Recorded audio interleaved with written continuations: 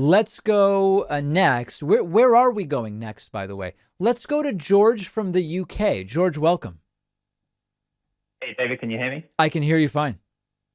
Hey, yeah, so long time listener, second time caller. So, as you probably remember, Boris Johnson was removed a few weeks ago by the Indeed. Conservatives after months and months of political pressure. Yep.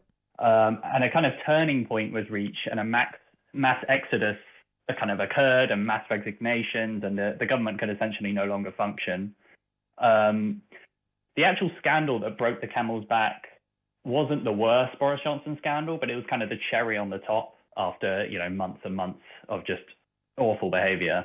And a kind of additional data point here before I get to my question is that the Conservatives are seen as very ruthless in removing political leaders.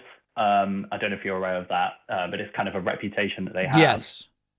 And it got me thinking about Trump and how things in politics can move so quickly. Things are kind of looking more and more shaky for Trump than ever, as you've covered. Fox News is laying the groundwork to potentially support another nominee. And the Republican establishment as well is maybe looking for other, leaders.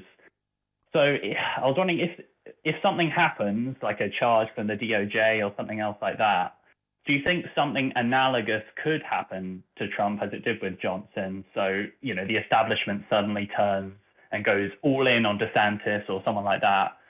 Will the Republican base follow the establishment and, and go all in? Or is the situation just so different and, Trump's personality, cult of personality is so strong that the establishment and or the base could never abandon him? I don't think we know the answer to that yet. I don't. I think it's going to be, it's not going to be one or the other. So let's just pick a number. Let's imagine that Trump's real base is 30 million people. Okay, just to pick something. So that means that of his votes, what did he get? 70 million votes, 60 something. I forget the numbers. Let's say he got 70 million votes in 2020. 30 million are probably all but guaranteed. And then the other 40 million votes that Trump got are some combination of reluctant Republican supporters of Trump who just really don't like Democrats, people who like Trump's tax policy but dislike other stuff, confused people, I don't know, right? So you start to kind of slice it up. And then you have to say, okay, so if the RNC says Trump's out, DeSantis is in, what does that do to these different groups? Well, he probably keeps most of the 30 million, Trump does, but then how much of the 40 million does he keep? And then it's just really kind of a math question, and we just don't know where that equation is going to land.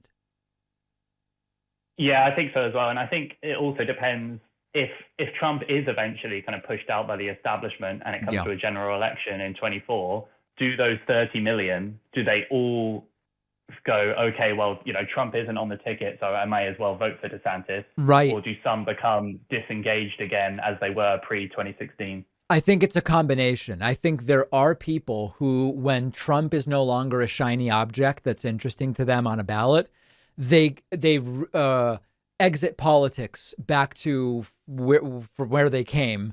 And I just don't know how many. I mean, we're talking about 30 million. It's an imaginary number. I don't know how many of the 30 million that applies to. Yeah, I guess we'll just wait and see. Sometimes. We will. We will. All right. George, thank you for the call. I appreciate it. Thanks, David. All right. We're going to take the quickest of breaks, but we're going right back to the phones. So there are still plenty more opportunities to chat with me. Just hold on if you're holding, and we will be right back.